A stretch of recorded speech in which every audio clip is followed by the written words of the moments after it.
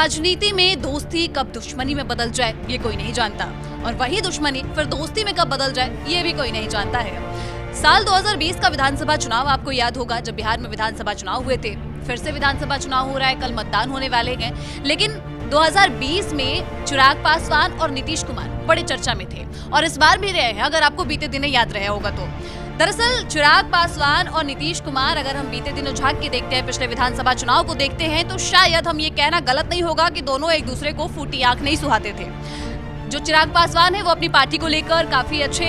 Mood में नजर आ रहे थे, अपनी पार्टी को खड़ी करने की एक कोशिश उस विधानसभा चुनाव में उनकी दिखी थी। लेकिन नीतीश कुमार जो है, लगातार ही जिस तरीके से नीतीश और चिराग का आमना सामना होता रहा था, उसके बाद से सियासी गलियारों में चर्चाएं तेज थी, और इस बार भी रही हैं। क्यों तेज रही हैं और क्यों? तो जो दुश्मन अब दोस्त बने हैं और जो एक दूसरे को फूटी आंख साल 2020 में नहीं सुहाते थे, वो अब कैसे एक साथ नजर आ रहे हैं। वही चिराग पासवान जो है, अब नीतीश कुमार के लिए आगे से फ्रंट फुट पे जाके वोट मांगते हुए नजर आ रहे हैं कि भाई इस बार के विधानसभा चुनाव में आप नीतीश कुमार को मुख्यमंत्री बनाइए और बिहार का विकास करिए। तो अब ये देखना होगा कि वही चिराग पासवान अब कैसे नीतीश कुमार के घर को रोशनी देंगे। ये तमाम चीजें जानेंगे और इसके पीछे का इतिहास भी जानेंगे। ऋतिक, जिस तरीके से हमने देखा कि साल 2020 में विधानसभा का जो चुनाव हुआ था, उसमें दोनों एक दूसरे को फूटी आंख नहीं सुहाते थे, लेकिन इस विधानसभा चुनाव में वो फ्रंट फुट पे नीतीश कुमार के लिए वोट मांगते हुए नजर आ रहे हैं, मुख्यमंत्री बनाने की मांग कर रहे हैं। क्या लगता है कि इस बार चिराग नीतीश के घर को रोशन कर पाएंगे? देखिए, बिल्कुल 2020 की बात आपने की, और 2020 से 2025 5 साल का वक्त गुजर चुका है, और ये दुश्मनी से अब दोस्ती का सफर तय कर चुकी है। देखिए, नीतीश कुमार जब 2020 में विधानसभा उनकी पार्टी चुनाव लड़ रही थी, जनता दल यूनाइटेड, उस वक्त चिराग पासवान एनडीए का हिस्सा नहीं थे। नई पार्टी मतलब वहाँ उस वक्त तो बना रहे थे, और उनके पिता रामविलास पासवान का देहावसान भी हुआ था। उसके बाद वो सभी लोगों को इकट्ठा कर रहे थे, उनके लिए बहुत टफ टाइम था, लेकिन फिर भी वो बिहार में असेंबली इलेक्शंस में खड़े हुए। करीबन 135 सीटों पर उन्होंने अपने कैंडिडेट उतारे, और वहां पर उन जगहों पर ज्यादा कैंडिडेट उतारे जहां पर जेडीयू ने टिकट दिए थे। यानी उनको एक टैगलाइन दिया गया चुनाव के बाद, जब रिजल्ट सामने आए, कि वोट कटवा साबित हुई चिराग की पार्टी, और जनता दल यूनाइटेड के विकास को रोक दिया। यानी कि उनके जितने और विधायक बन सकते थे, उनको बनने के लिए वो सामने खड़े हो गए बैरियर बन के।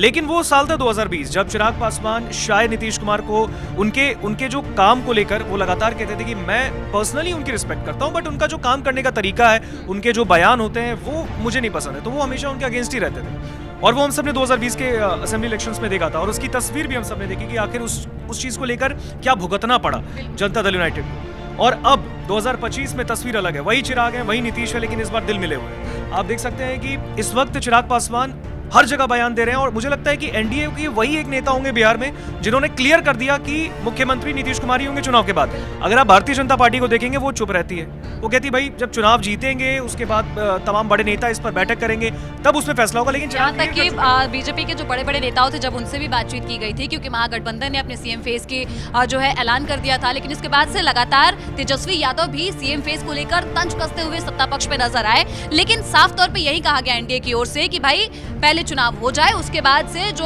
दल की बैठक बैठेगी, उसी में ये फैसला लिया जाएगा कि मुख्यमंत्री कौन होगा। लेकिन जैसा कि आपने बताया कि चिराग पासवान ने जरूर अपने बयानों के जरिए कह दिया कि भैया यही मुख्यमंत्री बनने वाले हैं, आप वोट दीजिए और बिहार का विकास करें। हाँ बिल्कुल, देखिए लगातार अब वो नीतीश कुमार को विकास पुरुष जो है वो उसका दर्जा दे रहे हैं, लगातार उपाधि दे रहे हैं। बट हम बात करते हैं 2020 की। देखिए, सबसे पहले 2020 में चलना बहुत जरूरी है, क्योंकि अभी 2025 की तस्वीर क्लियर है। चिराग नीतीश साथ साथ रोशन कितना करेंगे वो तो 14 नवंबर को पता चलेगा, कि वो उनकी वजह से जो दिक्कतें 2020 में जेडीयू ने झेली, क्या वो चीज़ आगे वो उस चीज़ को कवर अप कर पाएंगे या नहीं कर पाएंगे। बट अगर 2020 में चलते हैं, 2020 में जब विधानसभा के इलेक्शंस हुए थे, उस वक्त चुनाव में पहले चरण में ही जो अगर हम देखेंगे, उस वक्त जनता दल यूनाइटेड के करीबन 20 से 25 ऐसी सीटें थी जहां पर जेडीयू जीत सकती थी, लेकिन चिराग पासवान ने डायरेक्ट अपने कैंडिडेट वहां पे उतारे, और इस वजह से उतारे, इस मंशा से उतारे कि वो जेडीयू को काटेंगे वहां पे, और वही हुआ। इस वजह से जनता दल यूनाइटेड और लोक जनशक्ति पार्टी में काफी क्लैशेस हुए, उनके नेताओं के बीच में जो है लगातार बयानबाजी चल रही थी, और जिस उम्मीद से चिराग पासवान ने जेडीयू के सामने प्रतिद्वंदी उतारे थे,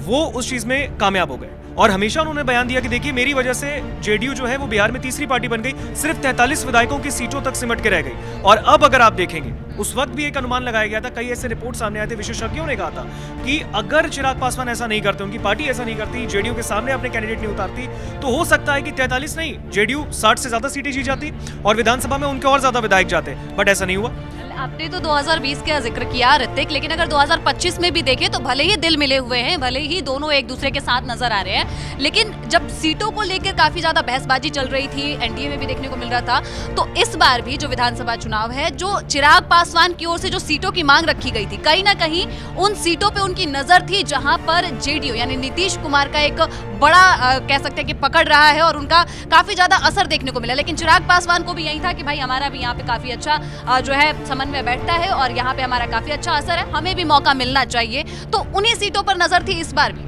हाँ बिल्कुल, देखिए चिराग पासवान ने इस वक्त बयान भी दिया है कि 29 सीटें ही उनकी पार्टी को मिली इस बार चुनाव लड़ने के लिए। जब वो अकेले लड़े थे, निर्दलीय के तौर पे वहां पे लड़े थे, उस वक्त उनकी पार्टी इंडिपेंडेंट लड़ी, 135 सीटों पर उतार दिया। अब देखिए सिर्फ 29 सीटें उस पे ही सिमट गए, लेकिन उनको उस बात की कोई मलाल भी नहीं है। उन्होंने कहा कि नहीं, मुझे कोई इशू नहीं है, 101 सीटों पर जेडीयू बीजेपी दोनों लड़ रही है। चिराग को सिर्फ 29 सीटें दी गई हैं और हम और जो उपेंद्र कुशवाहा की पार्टी है उनको 6 सीटें मिली है। चिराग पासवान ने ये तक कहा है। अब अगर आप देखेंगे उनके बयानों से तो क्लियर रखते हैं कि भाई वो सिर्फ नरेंद्र मोदी को लेकर ही हर चीज में कॉम्प्रोमाइज कर लेते हैं, क्योंकि वो मोदी के अनुमान है, ऐसा वो अपने आप को लगातार कहते हैं। और इस वजह से अगर आप देखेंगे तो जनता दल यूनाइटेड जहां जहां पे अभी कैंडिडेट जहां पे पहले चरण में उतारे हैं, बहुत हाई प्रोफाइल सीट्स है पहले चरण में, जहां जहां पे लोग इस वक्त चुनाव जो होने वाला है, मतदान होने वाला है, वहां पर कई बड़े दिग्गजों की साख दांव पर है। एक तरफ महागठबंधन को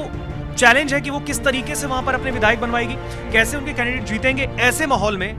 जहां एनडीए दावा कर रही है कि भाई एनडीए के पक्ष में पूरी लहर है बिहार के अंदर। दूसरी ओर एनडीए के लिए चैलेंज है कि वो कैसे कम बैक करेगी। बट हाँ, अगर उसमें एक चीज देखें तो जनता दल यूनाइटेड ने 101 सीटों में, कल ऐसी कई सीटें होंगी जहां पर जेडीयू की ओर से श्रवण कुमार है नालंदा से, वो मंत्री हैं, अभी सरकार में वो मंत्री भी रहे हैं, और उनकी साख दांव पर है, उनको वापस से जीतना बहुत जरूरी है। तेजस्वी की साख दांव पर है, चिराग पासवान के कई ऐसे उम्मीदवार हैं, उनकी साख जो दाव है वो उस पर लगा पड़ा है। और दूसरी ओर अगर आप देखेंगे तो तेजस्वी यादव ने इस वक्त पे चिराग को लेकर हमला भी बोला था कि चिराग पासवान जो है वो नीतीश कुमार के सामने झुक गए, ये मतलब एक अलग उनकी बयानबाजी थी। बट चिराग पासवान ने क्लियर कर दिया है कि नीतीश कुमार जिस तरीके से बिहार को लीड कर रहे हैं आगे भी वही करेंगे। बट अगर आप 2020 और 2025 के समीकरणों को समझें अंजलि, ये बहुत ही ज्यादा डिफरेंट है, क्योंकि उस वक्त माइंडसेट का पूरा अलग गेम था। उस वक्त चिराग चाहते ही थे कि वो जेडीयू को आगे नहीं बढ़ने देंगे, और ऐसा किया उन्होंने, वो जीत गए, वो वहीं पे जीत गए। उन्होंने कहा कि मुझे नहीं जरूरत है कि मैं वहां पे विधायक लेके जाऊं, लेकिन उनके इस चीज को करने से जेडीयू की भी राह मुश्किल हुई थी।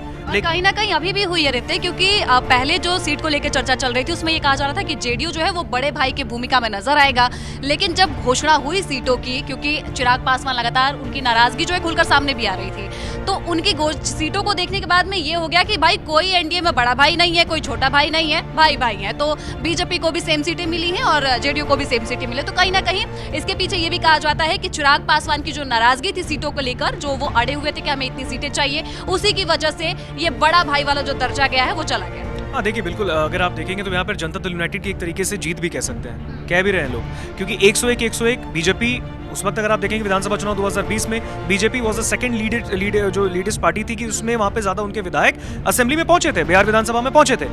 लेकिन जेडीयू थर्ड नंबर की पार्टी थी। अब तो 101 और 101 दोनों एक साथ उतने ही सीट पे जीत रहे हैं, मतलब लड़ रहे हैं, और वो दावा कर रहे हैं अपनी जीत का। दूसरी ओर अगर आप देखें तो चिराग को 29 सीटें मिली है, कई ऐसे सीटों पर चिराग पासवान की पार्टी जीत सकती थी, उन्होंने दावा किया, लेकिन उनको कॉम्प्रोमाइज करने को कहा गया। उनको कहा गया कि नहीं, इस सीटों को हम जेडीयू के कैंडिडेट उतारेंगे या फिर वहां पे बीजेपी के कैंडिडेट उतरेंगे, लेकिन चिराग को कॉम्प्रोमाइज कराएगा, और चिराग ने उस चीज को कॉम्प्रोमाइज कर लिया। उन्होंने कहा कि मुझे कोई इशू नहीं है, मैं एनडीए का हिस्सा हूं, मजबूत हिस्सा हूं, और मुझे नीतीश कुमार को पूरे तरीके से जो है वो फ्रंट पे ही रखना है। पर आप देखिए कि उनके खिलाफ 2020 में जिस तरीके के उनके बोल थे, अब 2025 में वो फ्रंट पे खड़े होकर, मतलब एक तरीके से आप समझे तो बैरियर बन गए, नीतीश कुमार के लिए आगे खड़े हो गए कि भाई कोई भी महागठबंधन से कुछ भी अगर चीजें आ रही हैं तो चिराग पासवान अपने छाती पे ले रहे हैं, और वो बयान भी वैसे ही दे रहे हो, कह रहे नीतीश कुमार, अगर आप देखेंगे उनका प्रेम देखिए ना, 5 साल बाद नीतीश कुमार उनके घर पहुंचे, अचानक से पहुंच जाते हैं छठ के समय और प्रसाद खाने के बहाने, मतलब वो कहते हैं भाई हम प्रसाद खाने आए, बट बात कुछ और भी थी ना, प्रसाद खाते खाते क्या राजनेताओं के बीच में क्या बातें हुई हैं तो हम नहीं जानते, बंद कमरे की मुलाकात है। बट अगर आप ये देखेंगे तो 2020 का समीकरण और 2025 का समीकरण बहुत अलग है। 2025 के रिजल्ट अभी नहीं आए, 14 नवंबर को सामने आ जाएगा, उसको पता चलेगा कि हाँ, वो जो जख्म चिराग पासवान की पार्टी ने दिया था जनता दल यूनाइटेड को, वो कितना मरहम लगेगा 14 नवंबर को, वही उस वक्त ही पता चलेगा। जैसा कि आपने कहा कि बंद कमरों की बात है, वो तो वही जानते हैं कि क्या सिर्फ प्रसाद खाने गए थे या फिर कोई और भी बात थी। और अब ये भी देखना होगा कि मरहम लगेगा और चिराग जो है वो कितना नीतीश के घर को रोशन कर पाते हैं। इतना बड़ा कॉम्प्रोमाइज किया है तो क्या उनकी जो चिराग है वो रोशनी दे पाएगी नीतीश कुमार के घर को, वो देखना होगा, और ये देखने के लिए हमें 14 नवंबर का इंतजार करना होगा।